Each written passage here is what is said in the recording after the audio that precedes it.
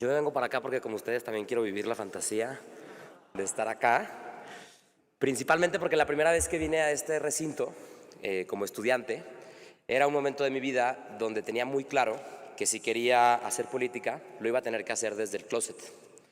Y esto por todos los mensajes implícitos y explícitos que se me habían dicho al respecto, ¿no? Yo, como ustedes, desde muy joven estaba interesado por los temas públicos y más de una persona me dijo, bueno, pero si vas a hacer política tienes que tener mucho cuidado con el tema gay, ¿no?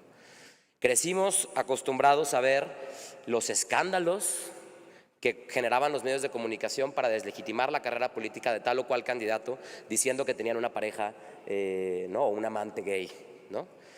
Todas esas narrativas que los medios de comunicación cada año electoral ponían sobre la mesa nos hacían dudar de que en la política existiera un espacio para nosotras. Sin embargo, hoy, en este mismo lugar, estoy muy emocionado y muy orgulloso de ver a tantas personas jóvenes que están haciendo política con orgullo, que no es una barrera para ustedes decir que son de la diversidad sexual, que saben que su voz es digna y potente y que su diversidad es bella y es digna y merece ser celebrada. Y eso la verdad es que me tiene muy conmovido. Y me gustaría también celebrar y reconocer que este sea un parlamento juvenil y que haya hoy tantas voces jóvenes que estamos haciendo política desde la diversidad sexual, pero que no olvidemos que, como ya lo decía Patria, han tenido que pasar muchísimos años para que un día como hoy estemos aquí. Particularmente 51 años desde que se creó la primera organización que abiertamente defendía derechos de la diversidad sexual en México, el Frente de Liberación Homosexual Mexicano, en 1971. Fue en 1973 la primera vez que en un medio masivo de comunicación alguien habló abiertamente de su orientación sexual. Fue Nancy Cárdenas en el noticiero de Jacobo Saludowski. Fue en 1978 cuando hubo la primera irrupción política del movimiento de la diversidad sexual, cuando el FAR, el Frente Homosexual de Acción Revolucionaria, irrumpió en la celebración de la Revolución Cubana, uno de los espacios más importantes para el comunismo en esos años, y justamente en la celebración de 10 años de la matanza de Tlatelolco del 2 de octubre de 1978. Justamente un movimiento estudiantil que está aquí inscrito en letras de oro, junto al derecho al voto de las mujeres en 1953, y espero que algún día ahí podamos ver también la lucha de las personas de la diversidad sexual por nuestra dignidad y nuestros derechos.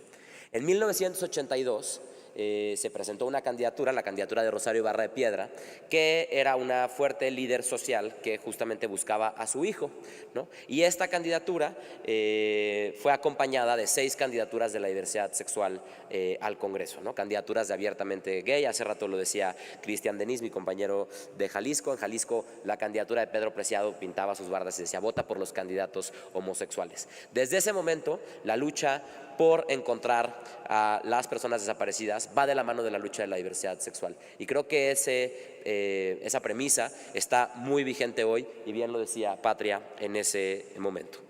Desde el 82 hemos estado en la boleta y pocas veces hemos llegado a ocupar los puestos, ¿no? Justamente Patria rompió ese techo de cristal en el 97 al llegar a ser la primera diputada lesbiana en el país. Justamente la plataforma México Posible, que contendió en 2000 y 2003, presentó también candidaturas de la diversidad sexual, y pues sin duda ahí Patricia Mercado tuvo un gran trabajo que hacer, pero otras personas también, como Amaranta, quien fue la primera persona que tuvo una candidatura, que apareció en la boleta con su nombre social, en un momento donde no se podía modificar nombre y género en las actas de nacimiento. Y así, ¿no? Desde entonces hemos estado presentes, y aún así, aún que tenemos 51 años luchando por nuestros derechos, de repente hay gente que se atreve a decir que el tema de la diversidad sexual es un tema de jóvenes, es un tema de moda, es un tema nuevo, ¿no? Inclusive la Cámara de Diputados, cuando por fin nos reconoció, nos puso en la Comisión de Juventud, ¿no? La Comisión de Juventud y Diversidad Sexual. Por eso hago este breve recorrido histórico, para que exijamos que, aunque hagamos política siendo jóvenes, reconozcamos que la diversidad sexual merece su propio espacio en la política. Y eso he tenido yo la oportunidad de experimentarlo. Hace más de 3 años y medio, que soy director de diversidad sexual en el gobierno de Jalisco, la primera oficina pública que se creó en el país para diseñar política pública por la diversidad sexual, y me nombraron director de diversidad sexual en un estado que todo el mundo consideraba conservador, ¿no? Cuando a mí me nombraron director, todo el mundo me decía: pero ¿cómo vas a hacer todo eso en un estado tan conservador, ¿no? Hoy, 3 años y medio después, en tan solo 3 años, Jalisco pasó de ser considerado uno de los estados más conservadores a ser hoy un referente de cómo se puede avanzar en materia de derechos humanos fuera de la capital del país. Y eso responde a que la sociedad no es conservadora. Había una élite conservadora que quería instaurar una narrativa de que todos pensábamos igual que ellos, ¿no? Aquellos gobernadores que financiaron terapias de conversión, aquellos gobernadores que decían que el matrimonio igualitario les daba asquito, y en solo 3 años la sociedad ha visto cambiar la narrativa pública y ha celebrado los avances en materia de derechos humanos que hemos tenido. El 28 de octubre de 2020 nos convertimos en el primer estado en reconocer el derecho a la identidad de infancias y adolescencias trans, y hoy estoy muy orgulloso de ver a cientos de familias de todo el país viajar a Jalisco para ir por las actas de nacimiento de sus hijas y sus hijos. Como bien lo decía Clemente en la inauguración, apenas hace 2 meses en el Congreso de Jalisco se revertió la deuda histórica y por fin se aprobó el matrimonio igualitario, pero también se aprobó la prohibición de las terapias de conversión y se puso ya en la ley el reconocimiento al derecho a la identidad de las personas trans, que a partir de 2020 había sido por parte del Ejecutivo. Pero también desde el gobierno de Jalisco hemos implementado un mecanismo de atención a víctimas de discriminación, y menciono esto porque desde los estados hemos tenido que entrar al quite a una labor que la Federación ha abandonado. Desde 2020 el CONAPRED no tiene una persona titular, ¿no? Desde el nivel federal se ha abandonado una de las instituciones que más orgullo nos daban y que nos hacían sentir a lo menos un poco menos indefensas en este país. Todo esto ha sido posible principalmente porque hay personas de la diversidad sexual como yo, pero no soy el único, como otras, ocupando puestos de decisión.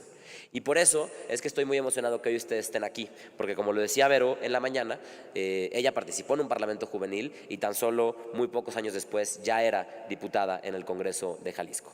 Yo espero lo mismo para ustedes en el gobierno de Jalisco. La verdad es que la gente luego, la invisibilidad pues es canija, pero nosotros cuando llegamos a la Dirección de Diversidad Sexual abrimos una convocatoria para que las personas se inscribieran en una red de funcionariado público LGBT.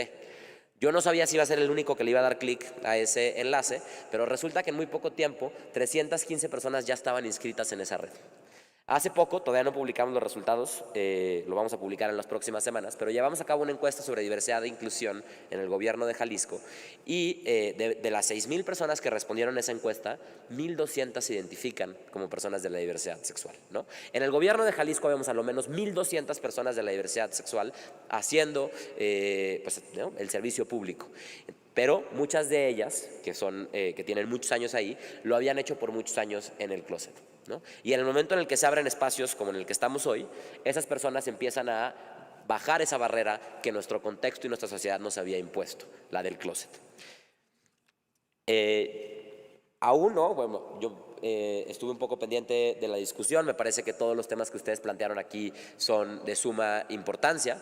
Yo solo me gustaría destacar que pues la pandemia que enfrentamos tuvo impactos diferenciados, ¿no? Estas condiciones que nos sacan del ritmo normal afectan de forma diferenciada y de forma más cruda a quienes ya se encontraban en una condición de desigualdad.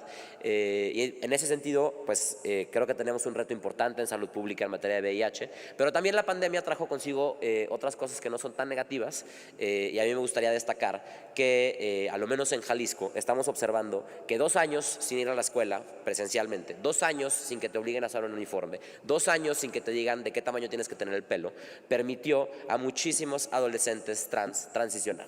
Y que hoy que regresan a la presencialidad no hay una sola escuela que no pueda reconocer que esta generación está encontrando la posibilidad de expresar su identidad de género en edades más tempranas. Y eso sin duda les ha generado un reto importante que tenemos que todas tener presentes. Aunque ustedes son muy jóvenes, tenemos que proteger a las infancias y a las adolescencias trans de forma urgente. Otros temas que tenemos que trabajar, sin duda, es la crisis de adicciones, ¿no? El consumo de cristal en la población de la diversidad sexual es algo muy, muy, muy preocupante, y sin duda todos los riesgos a la salud mental que tenemos. Porque más allá del orgullo que celebramos este mes y que vivimos todos los días, la lucha por la igualdad no es solo eso, aún es una lucha por la sobrevivencia, y eso tendría que cambiar. Estoy sumamente conmovido de escucharles. Me emociona muchísimo imaginar el país que va a ser México el día que todas ustedes tengan un puesto público, y por eso les invito a que no dejen de luchar, a que vivan con orgullo, más que nada a que resistan con orgullo, a que hagan política con orgullo, porque el México de iguales en el que soñamos les necesita. Muchísimas gracias.